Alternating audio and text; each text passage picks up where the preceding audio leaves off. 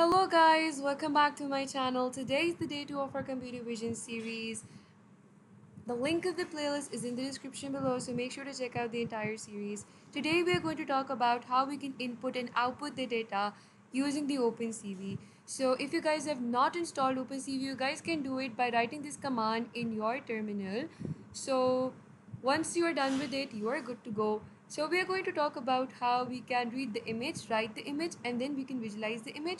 And we're going to talk about videos as well, and we're going to talk about webcams as well. So stay tuned. So talking about images, we are going to deal with this check.jpg over here, and the check.jpg is present in the same package in which my file is present. So it's present in the day 2 package. So before starting to read the image from the computer, we are going to make a few important imports. We are going to import our OS library, and then we are going to import our OpenCV library, which is read as CV2. So to read any image from the computer, we must define the path of that image first. So this is going to be the first step. So we are going to use the OS library to define the path of the image. So I am going to define my path in such a way because it is present in the day2 directory. So I am going to write the file name over here. So once my image path is defined, I'm going to use the OpenCV function, which is called as imread, in order to read the image, and in the parameter I'm going to provide the image path. Now this function will read the image, so obviously I will save that image in another variable and call it as img. So this was it for reading the image. Now we will see how we can write the image back to the computer. So we are going to use another OpenCV method, and that is called as IMWrite. So the first parameter of the IMWrite method is the location of the new image. So I will keep the location the same as this one, but I will change check to check out so that I know that this is the output image. This is the image that I wrote. And then I'll add a comma, and the second parameter is the image that I want to write. So I'm going to write the same image that I just read. Okay. So this will read the image from the computer, and this function will write the image back into the computer. Now let's talk about visualization, which is one of the most important steps. So to visualize the image that I just read, I will use another OpenCV method, and that is called as IMShow.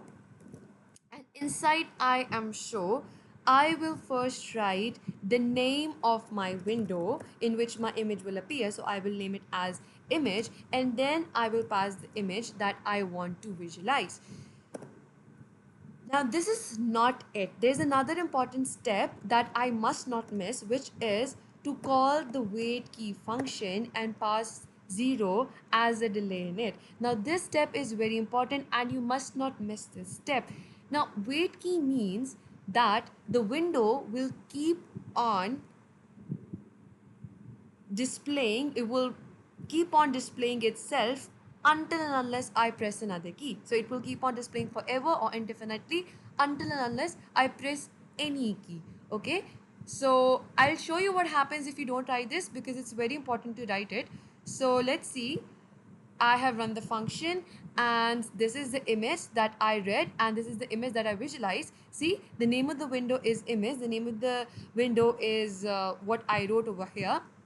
And I've also got checkout.jpg in the same package. Now this was the image that I wrote. So I got the output image as well. I got the visualization of the image as well. Now to close it, I will press any key and see I just exited from the function. Now let's see what happens if I don't write this. Okay, so I will make it a comment like this, and let's see what happens now.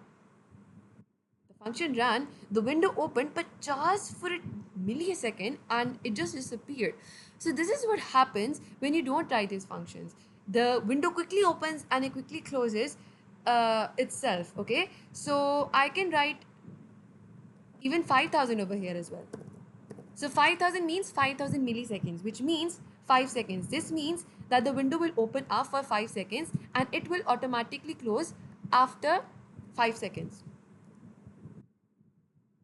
Okay, yes. But if I write 0 over here, it means that the window will keep on displaying itself forever until and unless I press any key. Now we're going to see how we can read the video from the computer and visualize it. We won't be writing the video back to the computer. We're just going to see how we can read the video and how we can visualize the video. So the video that we're going to deal with is a SpongeBob.mp4. It's actually Patrick, but I should probably change the name to Patrick, but I won't. So, because I'm lazy. So, coming back to the topic, so first we'll make our two important imports. We're going to import the US library and we're going to import the CV2. Now, let's see how we can read the video. So, to read the video again, we first need the video path. So, I will create a video path variable. I use my OS library to define the path of my video. Now, it's in the same directory as my image, so now I just need to write spongebob.mp4 over here. So once I've defined the video path, I will use the OpenCV function again to capture the video. So to do that, the function is called as video capture, you guessed it. And then in the parameter, I will pass my video path. So this will capture the video for me. So I will obviously save this in another variable and call it as video. So this was about reading the video. Now let's see how we can visualize the video. Now to do that, I will create a boolean variable, call it as red, and I will keep its value as true. Then I'll start a loop and I will explain this to you, so don't worry. So I will say while red, which means while it is true, you need to keep on reading the frames from the video. So to do that, I will write my video variable name and I will say dot read. I will call the read function on it. Now video dot read will return two things to me. It will return a boolean variable and I will save it in red, and it will also return the frame to me.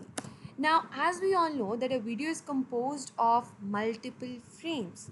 So when I say video.read, it will keep on reading the frames and it will return the values and save them in red and frame. Now red is a boolean variable. If it successfully reads the frame, it will return true. So this means the value of the red will be true each time it successfully reads the frame.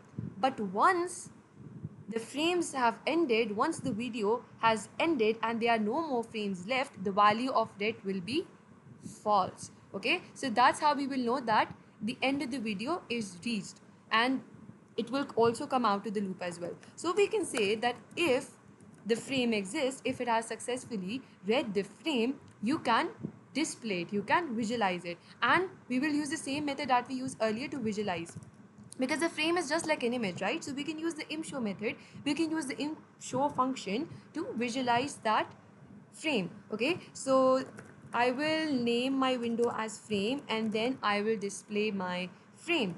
And not to forget, I have to add the wait key over here as well. Now instead of 0, I will write 40 milliseconds over here. Now why is that so?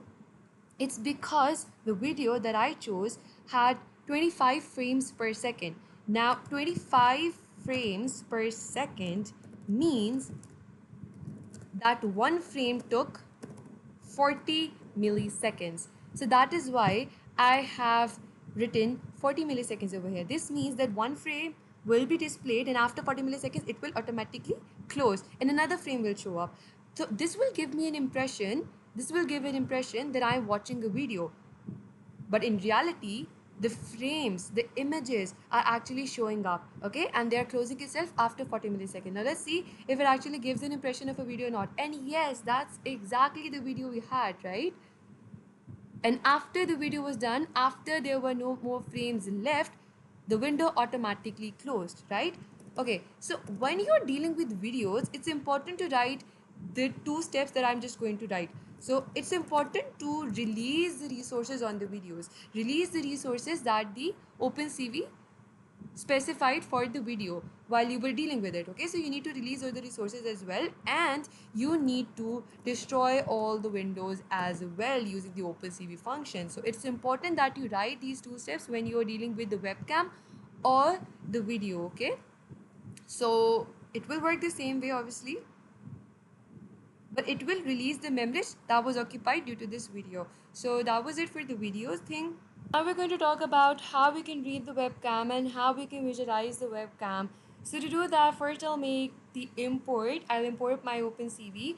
Now to read the webcam, I will use my OpenCV method, video capture again, to capture my webcam, because obviously it's just like a video, it's similar to a video, but instead of giving the path of the video, because there is no actual video, right, I will give the path, or I will tell what webcam to use. Because I only have one webcam which is by default installed in my laptop, that is why I have numbered it as 0, and it's usually numbered as 0 if you only have one webcam. Now for example, I have multiple webcams, so I could have used 2 over here, I could have used 3 over here to tell what or which webcam to read from. But since I'm using the one installed in my laptop, I'm going to write 0 over here. Now obviously this will capture some video, so I have to save it somewhere, so I will save it in the webcam variable. Now let's see how I can visualize it. Now instead of creating a ref variable like I created earlier, I am just going to say while true. Now why is that so? Why I'm saying while true? This is because a video has an end. A video has a limited number of frames. Once the video is over, the number of frames will also be over, right? But there is no end to a webcam. A webcam can keep on capturing and capturing unless and until you either press a key or you exit from the function manually.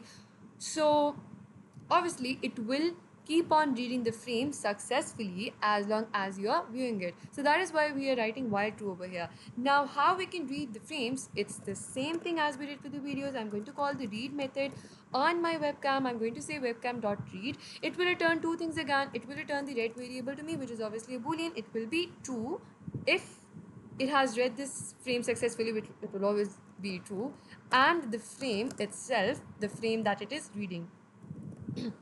Now I will visualize that frame. Since the red is always going to be true, so I don't have to write if red over here, right? The frame is always going to be true, the frame is always going to be there, right? So I'm just going to display it using my OpenCV method, which is called as imshow. I will call my window as webcam over here. You can call it anything you want, and I am going to display the frame over here. Now I will call the wait key method over here as well, which is important, but instead of writing 0 over here, I will write 40. This is because there is a little delay when you are reading from the webcam. You don't have to go into the complexity, but it shows a little bit delay. That is why we're not going to write 0 or 1 over here. We're going to write 40 milliseconds over here as well. Now the question is, you must be wondering that how to exit from the webcam. The webcam is going to keep on reading because everything inside a while true loop. So how to exit from the loop? What condition should be there? So we can ourselves add such a logic that it will exit from the loop or from the frame or from the window once the user presses the Q key. Okay, so I know this is a weird way to write it, but this is how you write it basically. So you can break from the loop once the user presses the Q key on the keyboard. So this is how you can visualize the image.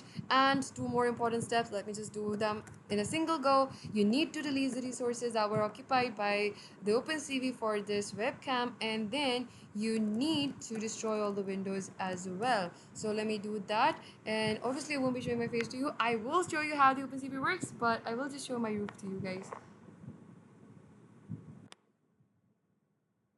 Okay, so so if I press any other key, it won't close. But if I press Q, the webcam will close. So that was it for today. I hope you liked the video.